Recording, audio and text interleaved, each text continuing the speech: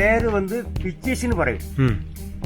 இது மரமாயிட்டு வரக்கூடிய பழமா.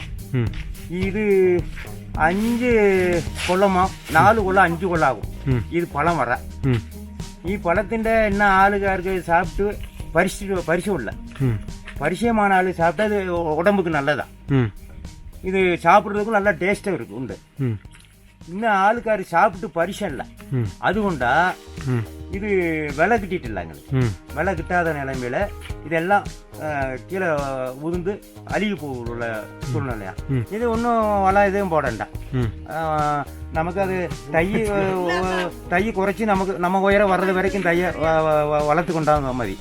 வேற இதுக்கு வளம் எதுவுமே இடண்டாம். அதான் வளர்ந்துள்ளோம்.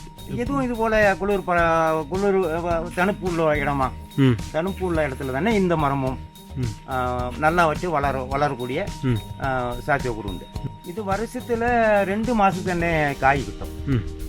ஈ மரம் வருஷத்துல 2 மாசத்துக்கு மட்டும் காய் கிட்டும். பின்ன மரம் மொத்தம் வெறும் மரமா தான் நிற்கும்.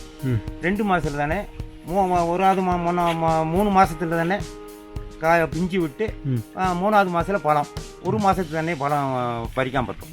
மரம் வித்தியாசம் உண்டு.